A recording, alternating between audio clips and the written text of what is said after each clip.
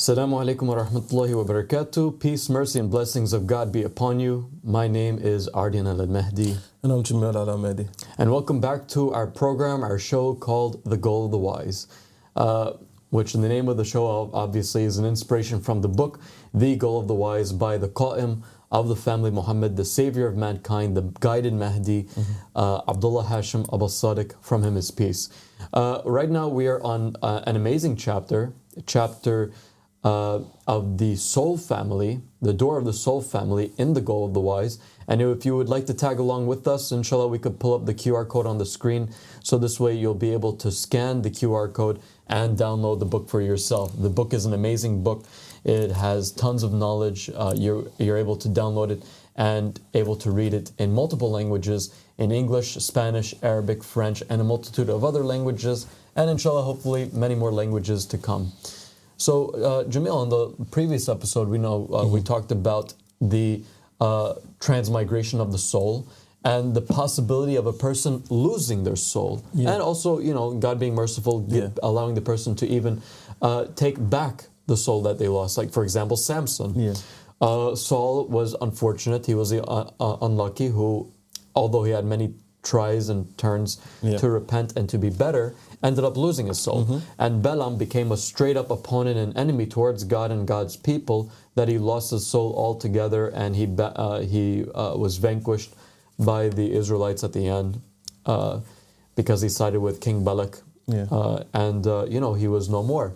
And obviously we talked about too how there's hundreds of prophets actually throughout history, and that's a pretty big shock, I think, for the Muslims, that hundreds of prophets actually lost their souls. Yeah, exactly. And I feel like this shows is a jewel out there for people that, just first hearing about this call and are new to religions, especially if they're people that are, open-hearted, sincere, truth-seeking people. Because, just in the last few episodes alone, we've covered the topics of reincarnation, how this is a true concept that is available, is real, is believed in all Abrahamic religions as well as Eastern religions, which is obviously known well in the mainstream. And we've covered also the transmigration of the soul, right? This is the concept that the soul can move on from body to body without you having to be born in the soul. It can move from, a human being into an animal or a plant or an inanimate object like a rock. And we also touched yesterday as well on the fact that if, I guess, an animal is better behaved than a human being, then that animal will get the chance also to reincarnate in a human form. So it works both ways. So these topics are fascinating. These topics are, really only brought to the table by someone that has this knowledge from God, a divinely appointed, Caliph, which we have, Absalom, who has come forward and gave us this book and shared with us all of these different knowledges. And today we're going to be speaking about another topic pertaining to the soul. So this is like, I guess, the third part of the trilogy. You're talking about the soul, which is door 9, door 10, and door 11 of the Goal of the Wise. And again, the soul family is a knowledge that is clearly only able to be revealed by someone that knows the matters of the soul. Because unless you have a sort of divine connection with God, then there's no way that you can know which soul is in the body. Like, there's no way I can look at you, Ardian, and say, that's the soul that you have. We can have inklings, we can have, when we know about past prophets and messengers and we understand the concept of reincarnation, we can have like, he's kind of similar to, these characteristics that we know from that prophet, but we have no certitude. It's just like a guess or a hunch. But only an Imam, someone that is, appointed by God, can give us these knowledges and his certitude and really explain sort of the true stories of these prophets and messengers and how you connect into them and vice versa. And the reason why is because obviously the vicegerent of God has the Spirit of God in him, and the Spirit of God was connected to all these other prophets and messengers. So it's as if the Imam of the time has a complete archive of the souls and the patterns of the souls, and probably a list or something of a sort, or signs of a sort, in which they're able to identify who is where and who they are. Yes. Imam Ahmed al-Hassan, from him is peace, was the one who revealed all of this knowledge to Abu Sadiq, and Abu Sadiq, dripped all of this piece of information to us and allowed us to digest it over the past years that we've been together with him, since Germany up until now, since Egypt up until now.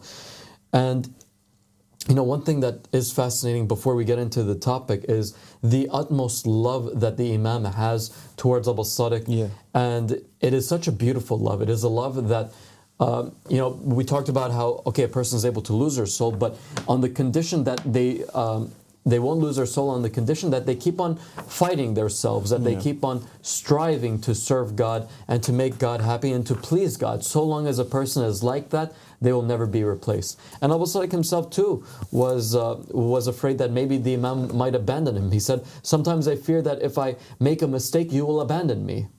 The Imam said, this is wrong, my son. Do not think like this. Confession of sin is a virtue. When a human being makes a mistake and then confesses, God the Almighty forgives him. But that mistake must be one that was committed unintentionally.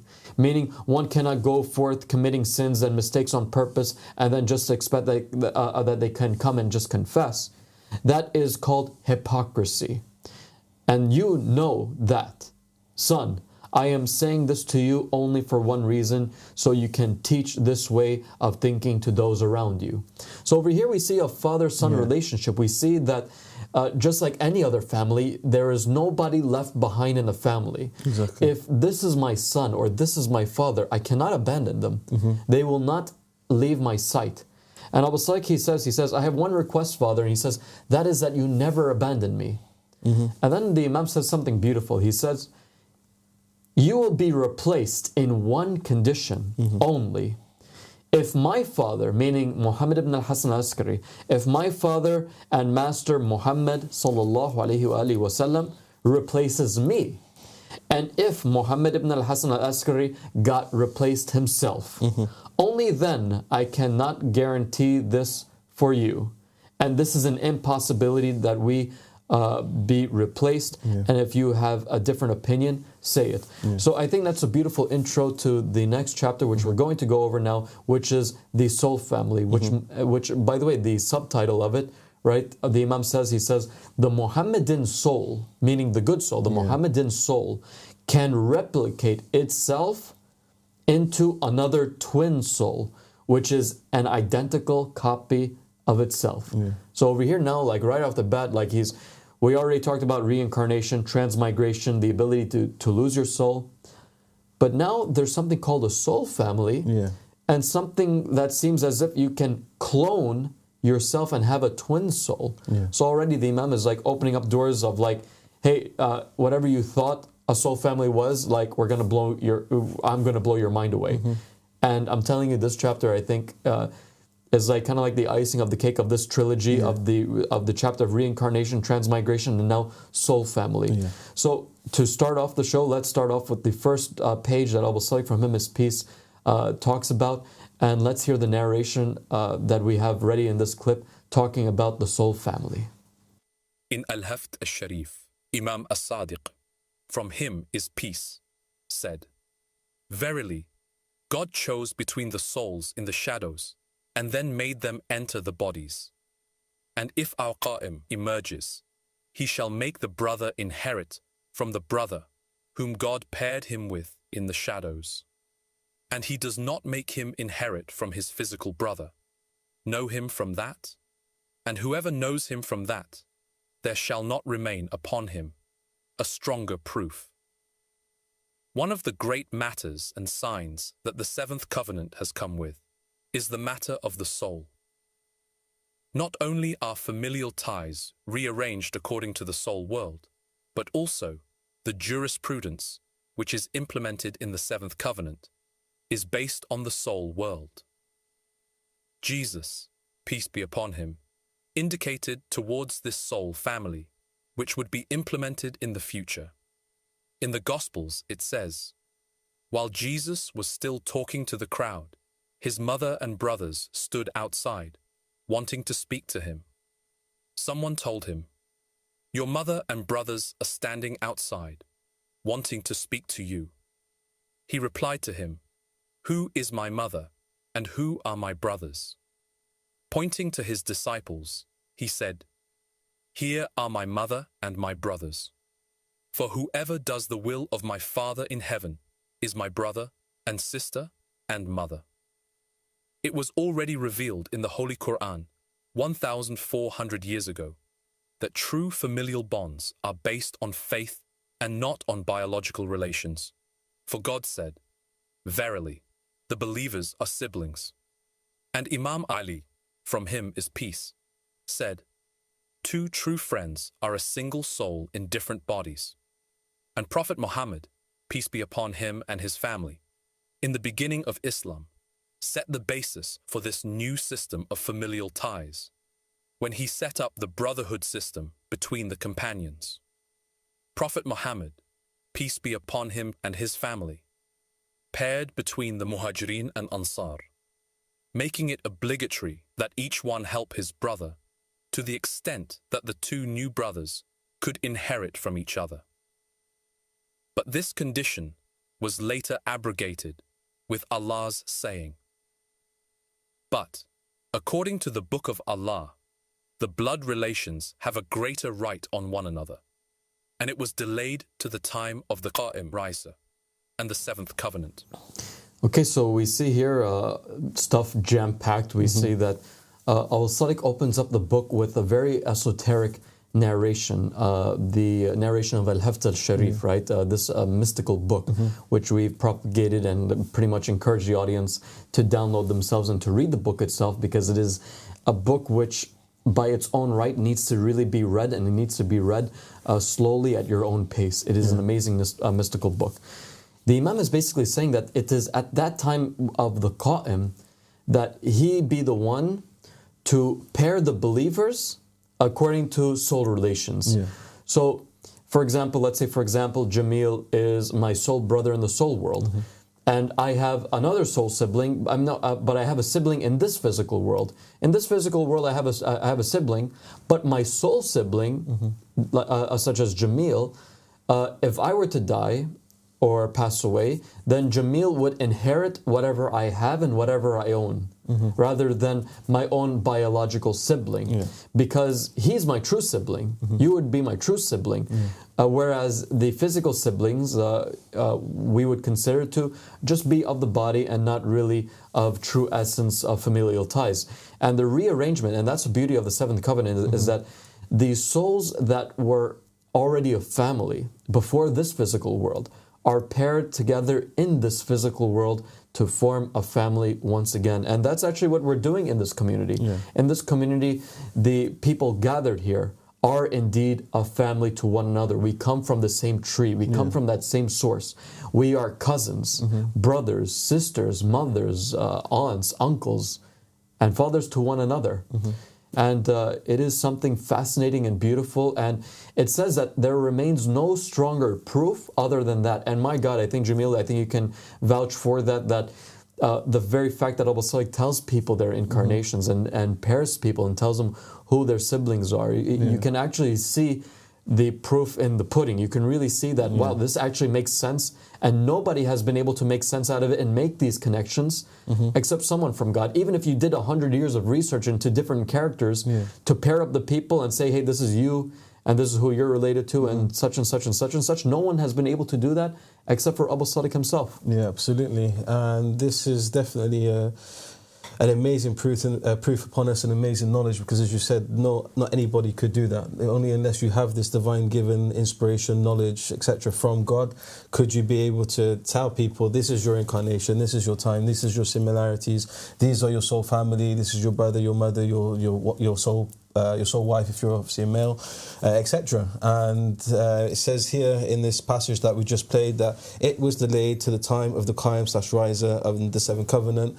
And as we've been speaking about and made very clear, that we are with the Qaim. Abu Sadiq Islam is the Qaim, and this is the time of the seventh covenant. We are in the seventh covenant. There is no sixth covenant anymore between God and the Muslims.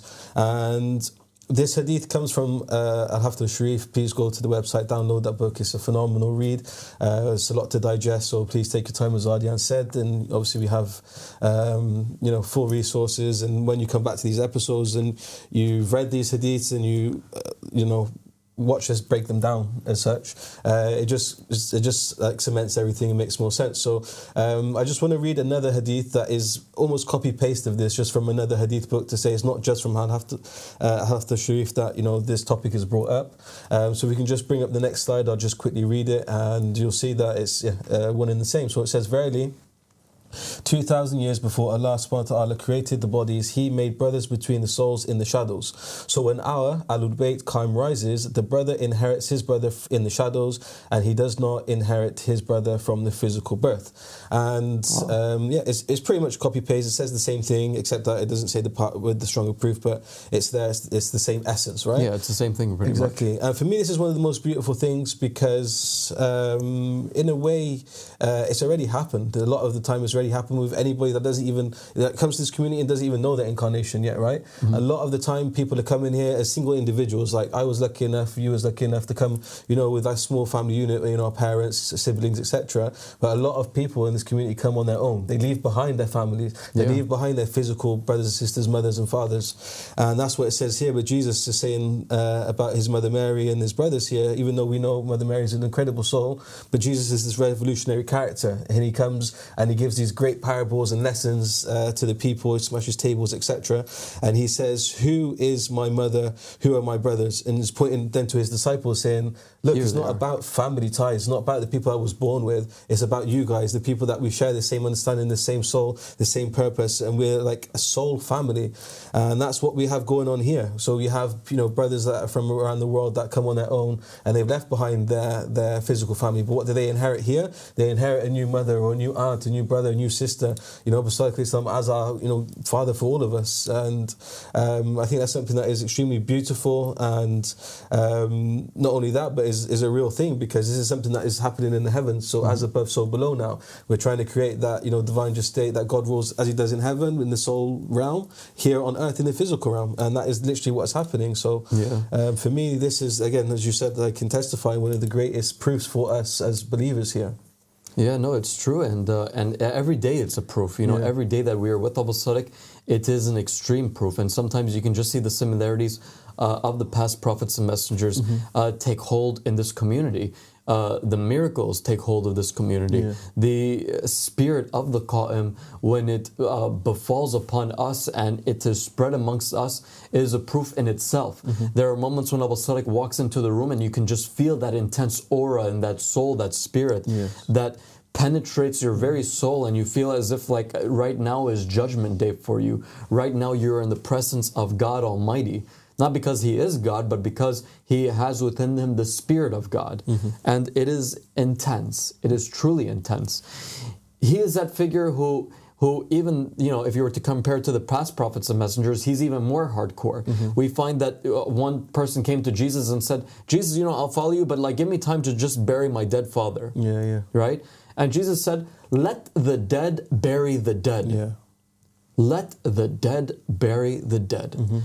That just goes to show you that even in the sense of soul world, it's like, look, your father, look, he's dead. That's just an empty vessel. That's an empty shell. Let the dead bury the dead. There is no need for you to mourn over somebody who probably you're not even related to in the soul world, is not even your true father. And anyway, even if he was your true father, well, Habibi, don't even worry about it, because there's something called a reincarnation or transmigration of the soul. There's paradise. Why would you need to wait any longer to follow me? Why not just go ahead and do so? Let the dead bury the dead. So and that's another thing that's beautiful, is like we leave our families behind, right? And why do we leave our families behind? But as you said, some of us were more fortunate than others. We were able to tag along some of our parents and family members with us. But in general, the reason why the believers do this is because they know for a fact that, hey, if we do not share the same beliefs, we cannot. I cannot abandon my true father, the Imam of my time, who is a Baba and the father of all the believers. I cannot do that. So I will have to make that sacrifice. Some people have made that sacrifice of going forward to be with Abu Sadiq, to be with the Qaim of the family of Muhammad from their own free will. Because of that intense love that they have for him. And they recognize that, look, this can't be my true family. If they're not in the same belief as me, then it's over. And much like how you pointed out also from the Goal of the Wise, how Jesus said, you know, my true mother and my true brothers are the people here who have the same ideas, who have the same faith and who have the same beliefs. Kind of saying like, hey, look, if Mother Mary, obviously it wasn't the case, but hypothetically, if his physical brothers and his own mother who gave birth to him are not on the same path as him, Jesus is like, okay, they're not my mother and they're not my brothers. You guys are my real mother and my real brothers.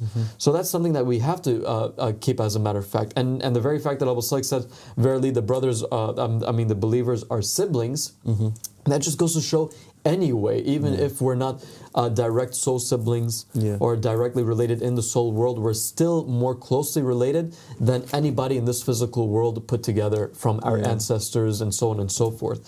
So it is intense. And by the way, you know, in the time of the Prophet, just as it was said here, the Prophet would pair up the Ansar and the Muhajirin, the people of Medina and the people of Mecca, kind of as like soul relations and stuff. And one of the people, or two of the people that he paired up, which is well known, especially amongst the Shia circles, was Abu Dhar and Salman al-Farsi. They were made into brothers. They cooked together, they ate together, they helped one another. They shared almost everything in common with one another. That was true brotherhood, that one would take care of the other and one looked after the other. And that intense love of true brotherhood is what made them reach such a high degree and rank of faith, because they upheld the right of their brother, who God said, hey, you two, there's some soul relation between the two of you. So uphold that true relation. Exactly. So, is there anything that you would like to add? I was just going to say, because, you know, even like nowadays you have this saying of, you know, cut from a different cloth or cut from the same cloth. You know, your family members, you know, if you imagine like a piece of cloth, like it's like this, right? So you have your family, it's all cut from the same, but if you're not on the same page, if you don't have the same ideas, as you said, in terms of like your faith and what you're doing here, then you can't be. But this cloth is, again, this heavenly cloth, this family substance where you are really part of something that is of a better quality, you know what I mean, like a better thing. And this is something that all of the family, the Ansar here, have had to choose between their physical or their soul family in a lot of the instances. And it's not something that Abu Sadiq calls for, even though it is, you know, if you read the hadith, it says go to him even if you have to crawl on ice, which would mean what? Even if you have to leave your family behind. But Abu Sadiq, in all of his mercy and his wisdom, he says, like, a lot of the times, like, almost says to people, hey, look, I know it's going to be difficult. If you want to, you can stay with your family, you can do this. But the people from their own selves, when they realize, you know, who this man is, his rights and the magnitude of the matter, and coming to him, supporting him, and sort of their purpose in life, they make that choice from their own selves. Exactly. That even if I have to leave my family behind, even if I have to crawl on ice, I will go to him and support him. So I just wanted to add that in there, because it is something that, again, we've all had to make sort of that choice, and it's paid off. You don't miss, like, I personally, I have a lot of brothers that I had to leave behind, and I don't miss any of them. I was got replaced by all of these brothers that I have, you know, the likes of Adia and the likes of, you know, Ahmed Reza, Taimos, Joe, etc., Hassan, you know, I could be here naming everyone, you know, actually, exactly that. But if you watch any of our videos, if you see any of the sort of sermons of Abu Sadiq, where you see that those crowds of people in there listening to Abu Sadiq, that is our family, and we're sat together as brothers and sisters listening to our father. That is literally what you'll see and happen in there, and we're so close, and we all have that same idea. And it reminds me of the hadith that we've been mentioning in the past, not hadith, the verse of the past couple of episodes, where it says that the brothers of Joseph will be replaced by better brothers, right? And that's what we've seen happen here with the brothers that we've left behind, or the siblings we've left behind, or family members we left behind. We inherit better ones. God doesn't, you know, punish you for doing something in his way, and in fact he rewards you for giving up something. Like, you know, there's those pictures, I'm sure you've seen them online, just as a slight tangent, where this little girl's got this bear, right? And she's holding on to it dearly, and then Jesus is saying to her, just trust me, give me the bear. And behind Jesus is this massive bear. So it's just like, look, you sacrifice in the way of God, and God's going to give you something that is, again, like 10 times greater, 100, infinitely times greater than what you've sacrificed for him. So yeah, I just think it's one of the beautiful things things here, this knowledge of the soul and what is happening amongst us, and the pairing of the soul and the soul family. Yeah, and since there is something called the soul family, you know, there's this understanding, especially in modern society, that there's certain rights and certain things that is like a taboo in modern society. For example, it would be a taboo that a person, for example, goes and has, for example, a relationship with his own siblings or his own parents, for example. Then now it raises a question. Well, if that's the case in this physical world, then what about the soul world? And the soul world is actually the real world. And Abu Sadiq had revealed that there is something called, you know, mahrams, or basically people who you're not allowed to marry with in the soul worlds. And he said a person cannot marry their soul sibling. So it can be the case, for example, that a male and a female who are not blood related at all might meet up, right? And, you know, things start off great. You know, everything is beautiful. You know, there's a romance between them. And they fall in love, right? And they get married. But perhaps it could be that they had no idea that they are actually brothers and sisters in the soul world. Now, this kind of marriage is absolutely not permissible because it is basically true incest. It is true basically sleeping with your own, being with your own sibling. And what is perhaps a little bit interesting too is that just as it was, and that's something that the people have to accept, is that in this physical world, it was allowed for the people, and we've gone over this in the beginning with door number 1 and 2, where siblings in the time of Adam were allowed to intermarry with one another for the purpose of procreation, for the purpose of expanding humanity. So if a brother and sister got married, and actually that's what the Imam said. He said 30 years from now it's not happening now, but 30 years from now, and this is a prophecy by the Imam, like in the divine just state, he said 30 years from now, if there was to come someone and tell them, meaning the people in Egypt who he was pointing at, that marrying your blood sibling is forbidden, by God, they would stone that person. They would, you know, basically declare that person to be a heretic. So it seems like in the future, relationship between siblings would be something that would be accepted in society. And that's something that is a prediction that is taking place in the future, 30 years from when this narrative was had taken place. And this took place maybe like about 8-9 years ago.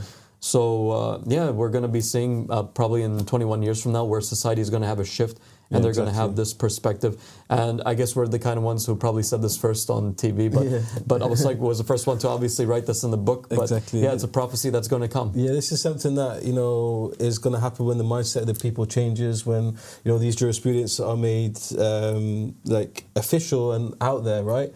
Because what are we talking about here? We've mentioned many times, or there's videos that Abu Sadiq's put out there that says that this world is illusionary, it's a matrix, it's not real, right? So therefore, your physical sister or brother, etc., isn't real, actually. But what is real is the soul family, world. Your soul siblings.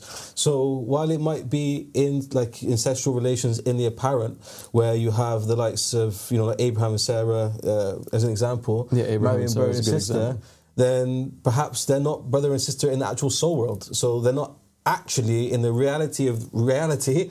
It's not an actual ancestral relationship. Do you know? You understand what I'm trying to say? Yeah, actually, and that's something that I think it would be really cool to actually talk over here right now. Is that actually because you actually gave a good example, and that's something that I want to share with the people too. Is that yes, Abraham and Sarah, they were siblings in reality, and all of the Hebrew prophets now and all of the Hebrew nations, you know, the children of Israel, were actually, you know, their ancestors actually did incest in order to have them, Abraham and Sarah. But the truth in reality is Abraham and Sarah, as revealed by the Qaim of the family Muhammad, are actually soulmates. So that's another interesting thing that the people have to understand too now, is that there is a concept called soulmates, where a person has one single soulmate that is going to be with them always and for eternity. That your hereafter will be with your soulmate. And Abu Saik had mentioned other things as well. He, in terms of familial ties and relationships, he said, from the Imam, Ahmed al-Hassan, from him his peace, he said, in the soul world, there is a family tree. Yeah. I will have you publish part of it in the future. And then the Imam said something interesting. He said, because there's a famous hadith that the Shias know, and they love this hadith so much, which is that Prophet Muhammad said that Fatima is the mother of her father. Yeah. And people, they thought that, oh, this means because like Fatima loved her father so much, took care of him, nourished him, like how a mother would. Yeah. So the Prophet said, Fatima is the mother of her father. And the Imam said, he said, the narration, verily Fatima is nicknamed the mother of her father. He said the reality is that this means that Fatima Zahra is the mother of Prophet Muhammad in the soul world. So in the physical world, Prophet Muhammad was with Khadija. They had a child together. She was Fatima Zahra. But in reality, in the true world, it was actually Fatima Zahra who created and is the mother of Prophet Muhammad in the soul world. Amazing. Yeah, no, it is amazing. And it opens your mind now to the understanding of, wow, so like if that's the case, well, what else is there? Yeah. If we could pull up the slide, actually, we can actually show the people the soul family tree. Yeah. I hope that the image is clear, and if it's not clear for the people, please open up the Goal of the Wise to page 158, where you can see the soul family tree. And I'll go about it briefly. We have over here at the very top, this is basically the root of the family tree, at the very top all the way to the bottom, right? We have Imam Ali and Fatima Zahra as soulmates. So the red is soulmates and the yellows are basically their descendants. So Imam Ali and Fatima Zahra are soulmates. And from their children, Imam Ali had two. He had Adam, Prophet Adam, and Prophet Noah. Fatima Zahra has Prophet Muhammad as her soul son. And then Prophet Muhammad has Imam al-Hussein, instead of him being his grandson, is his soul son. And the soul son of al-Hussein, which is Ahmed al-Hassan, as we said earlier, is Abu Sadiq, Joseph of the family Muhammad. And his siblings are Zainab, peace be upon her, and Prophet Moses, peace be upon him. And there's a lot going on here, guys. I mean, Adam is a soulmate of Eve. As we know from Genesis, God paired them in the physical world, and they're paired in the soul world. Mary Magdalene is the soul daughter of Joseph, and she's paired with Jesus Christ. That's something to keep in mind for the future episodes. Don't forget that little Easter egg there. Exactly. And please, guys, check out this soul family tree and wrap your minds around it. It's beautiful, and it's very interesting to see that, wow, Michael, the angel Michael, and Mary, and Prophet Muhammad are siblings in the soul world. It's like, wow, like who would have thought of that? Archangel Michael. And then we have Solomon, who is actually the son of Prophet Elias, who is a son of Moses.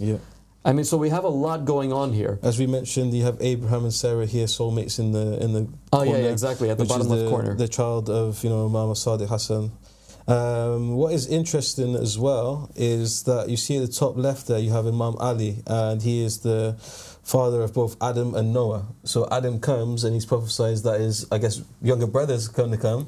And we call Noah like the riser of the family of Adam, because basically he avenges what happened to Adam, and he's the one that they sort of waited for. But they're actually brothers, and they have like a similar mission, And they call Noah sort of the second Adam, because he like restarts humanity. He restarts the children of Earth. And what's really cool, and I hope the audience catches this too, is that, like, Jamila, if you think about it, and the camera could come back to us, so we don't need to check out the soul family tree anymore. But if you guys want to check out the soul family tree, it's page 158 of the Goal of the Wise.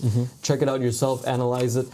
One thing that's really cool is, like, it really does make sense that Imam Ali is the father of Adam in the soul world, because as we went over in chapter 1, where it says, when God says, Iblis, what prevented you from prostrating to that which I created with my own hands? Well, it turns out that the hand of God that created Adam, or breathed into Adam of his soul, or created the soul of Adam, as we talked about in the Goal of the Wise in the first chapter, was Imam Ali himself. Exactly. Imam Ali was the creator of Adam and inserted the soul and breathe the soul into Adam. Exactly. I mean, there's a lot of connections here that if a person contemplates and reviews the old books, oh my God, they can come up with all sorts of connections as to why this family tree is true. I mean, it's fantastic. And also the fact that the soulmate, the soul wife of Imam Ali is Fatima al-Zahra, which in the first door you see that's the one that Adam desires, and then he's obviously kicked out because of that. And you know, this is and the one who kicks him out is Imam Ali, exactly, the husband. So it all makes sense because like now you sort of see the sort of bigger picture and like the more of the reasons behind why these events took place there.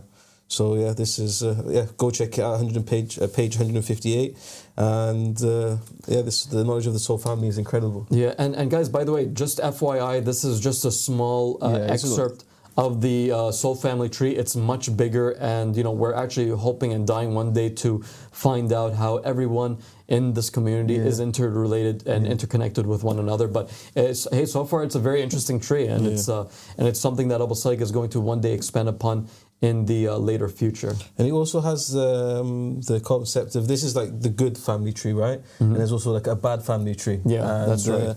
You see the same thing. We don't have an image of it or sort of depiction of it, but there is, in fact, this is the good family tree, and there's a bad family tree in which those descendants just basically keep copying down to a lesser degree, and these descendants keep copying down to a lesser degree. So you have sort of, I guess, the lower branches of this tree having less of this, I guess, goodness, and then on the other side you have less of this evilness, and then these souls can sort of go either way, but these souls are like guaranteed, right? Yeah, they're pretty much guaranteed. So like these are the kind of souls that like would never turn evil. They would never become evil.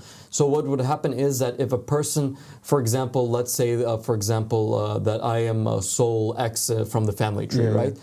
If soul X leaves me, then an evil soul Y, will enter upon me. Why? Because soul X, which is a good soul, which is a soul of a prophet, messenger, or someone who is from this noble family tree, can never accept that its rider or that its vessel is evil. So it declares itself innocent from that vessel, leaving it and going to someone else. So then suddenly, now your soul brother is no longer in that body because maybe that person fell. Exactly that. But now you can find your soul brother in another person's body. And this is an example of the transmigration we've been speaking about in the past few episodes. Because if you take, Moses, the brother of Abu Sadiq, so Joseph here, if the body that is if the body that has the soul of Moses inside, gets completely messed up and starts fighting his brother Joseph, well then the soul's just going to leave that body because that is not what the soul of Moses came here to do, right? Exactly. No, it came here to be with Moses. Joseph. Exactly. So yeah, this is an example of the transmigration. So these souls, for example, if they're in bad bodies, then they're just going to leave to a body that is fit for purpose. Yeah, exactly. So and another thing that Abu Sadiq mentions, right? Because like I'm pretty sure people are thinking to themselves like, oh man, but like wouldn't that be hard? Like to love somebody like a brother when they're not your physical brother, because like I guess for the people it's hard to imagine, but like the thing is that you have to experience it, and when you experience it you start to feel like, oh my God, well, he was right. And even Abu Sadiq asked about it. He said, my master, your generosity makes me greedy in regards to another question. So the Imam said, go ahead, my beloved. Then Abu Sadiq, he says, men in this physical world are very attached to their sons. So how is the relationship between the father and the son in the soul world? Is the relationship stronger? So the Imam said, it is not any less than the physical. Rather, it is stronger and better. So you might feel like you're attached to your physical son, right? But if you knew who your true soul son was, and you found him and you spoke to him, suddenly you feel like, whoa, I feel like he's I feel more attached to him than I do of my own son, my own biological son.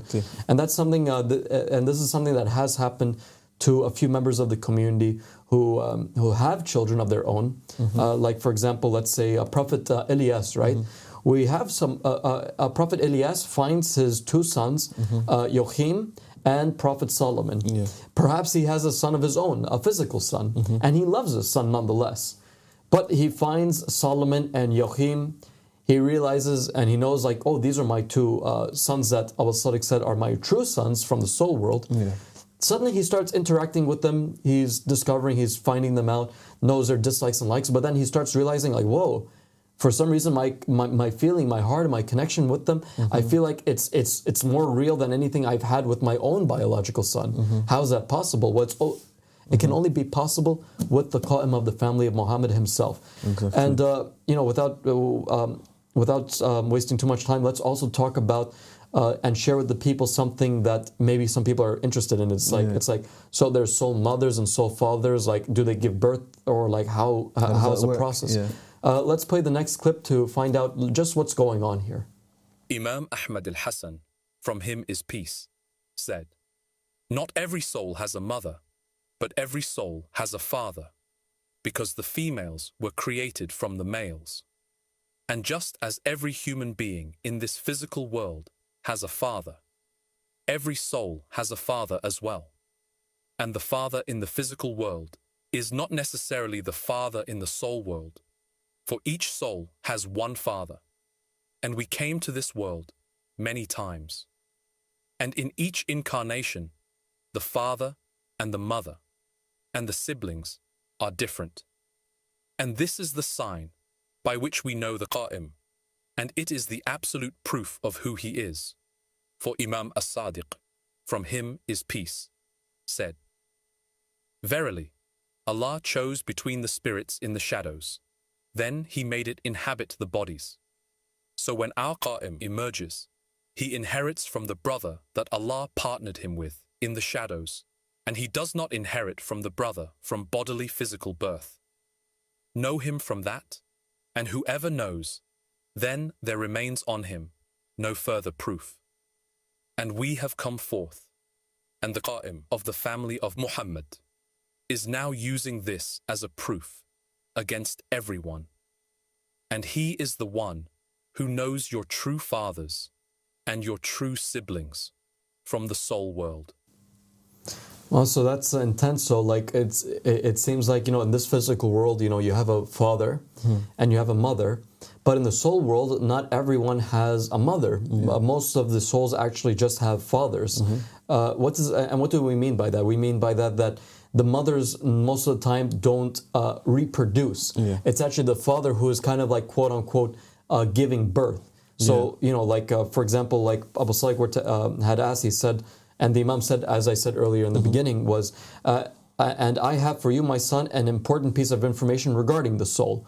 The Muhammadan soul can replicate itself into another twin soul, which is an identical copy of itself. I hope you understand this. So basically, like Imam Ali, for example, Imam Ali is the father of Adam. Adam is a replica, a twin copy of his father, Imam Ali. However, to a lesser degree. So let's say like Imam Ali is like 100%. Well, then Adam, when he creates him, is probably like maybe 80%, 90% of something of that sort. Exactly. And it's fascinating because obviously this is the real realm of creation. This is the real realm that, we're trying to sort of replicate here. But the way in which souls are born is obviously a different process. It's you clone yourself in effect to a sort of lesser degree, and I find it fascinating because it's again knowledge from the Imam that wouldn't ever sort of cross your mind. Like, where else would you be able to find out how souls are born? You kind of assume that when you're born, you're given a soul that is yours. But in actuality, it's not the case, as we mentioned these past couple of episodes and doors, that actually the soul sort of picks you, your body, your soul is sent to your body. And these souls obviously serve a purpose, and these souls have their own sort of family tree going on. It's not like you own your soul, it's not a part of you. It's actually something that's bigger than you, greater than you, that is coming. And I just wanted to mention another example of this, where Imam Ali says to Abu Bakr about Muhammad ibn Abu Bakr, he says, he is your son in this world, but in the real world, he's my son. In my own words, it's a hadith you can find there. And we see that happening because during the time when Abu Bakr, the apparent, was a companion of the Prophet Muhammad, after these Sahaba fighting, Imam Ali, which is the rightful successor, so much so that the sister that he takes as a companion, Muhammad ibn Abu Bakr, and his sister Aisha, which is again the daughter, then ends up killing her brother. right? And you know, there's stuff as him in the camel and these sort of atrocities. And he dies a martyr of Islam on the side of Imam Ali, whereas Aisha is a staunch enemy of Imam Ali, but they're brother and sister. So this goes to show that they fought against each other in the Battle of the Camel. Yeah, exactly. And this is what happens when this is what Imam Ali was talking about, where he's like, okay, this is your son, but really he's my son. He belongs to my side of things, which is just an example of what we're talking about here. Yeah, and tomorrow we're going to blow your guys' minds away about the souls of these individuals in the soul family tree and who their incarnations were throughout time. Thank you for joining us, and we hope to see you in the next episode. Assalamu alaikum wa rahmatullahi wa barakatuh.